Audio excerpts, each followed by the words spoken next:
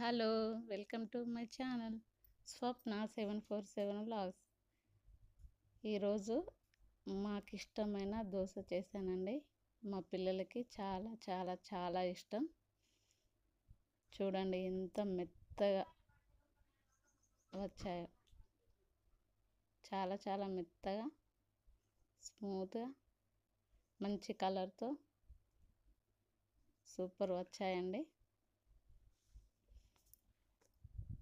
ఇలా పల్లి చట్నీతో కాకుండా మంచిగా చికెన్ సూప్తో ఈ దోశలు నంచుకొని తింటే చాలా చాలా చాలా బాగుంటుంది.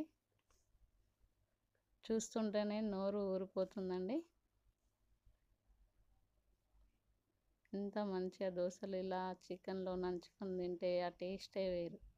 చాలా చాలా చాలా బాగుంటాయి. మీరు కూడా ఒకసారి నాలా ట్రై చేయండి. ముందుగా ఒక బౌల్ తీసుకొని అందులో ఒక గ్లాస్ మినపప్పు తీసుకోండి. అదే గ్లాస్తో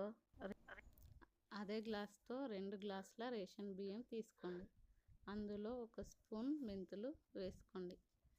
మెంతులు వేయడం వల్ల దోశ మెత్తగా వస్తుంది. 2 సార్లు కడిగి 4 గంటలు నానబెట్టుకోవాలి. బియ్యం మునిగేంత వరకు వాటర్ యాడ్ చేసుకొని 4 గంటలు నానబెట్టుకుందాం.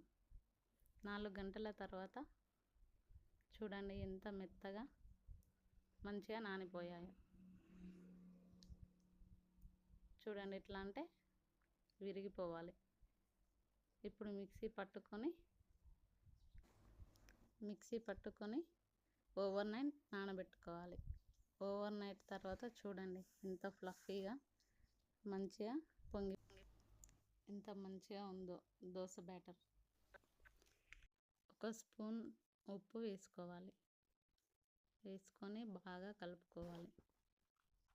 అలాగే కొన్ని వాటర్ కూడా యాడ్ చేసి బ్యాటర్ని కాస్త లూజ్గా చేసుకోవాలి.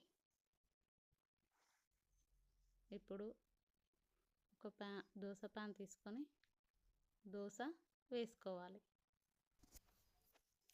మీడియం ఫ్లేమ్ పైన 2 నిమిషాలు కాల్చుకొని తీసుకోవాలి. చూడండి ఎంత మంచిగా ప్యాన్ కంటుకోకుండా నీట్గా ఎలా వస్తుందో చూడండి. ఈ వీడియో కనుక మీకు నచ్చినట్లయితే నా ఛానల్ సబ్స్క్రైబ్ చేయండి, లైక్ చేయండి, షేర్ చేయండి, కామెంట్ కూడా చేయండి. కామెంట్ బాక్స్లో మీకు ఇష్టమైన వంటకాలు కూడా కామెంట్ చేయండి. నా స్టైల్లో నేను చేసి చూపిస్తాను. తప్పకుండా నన్ను ఎంకరేజ్ చేయండి.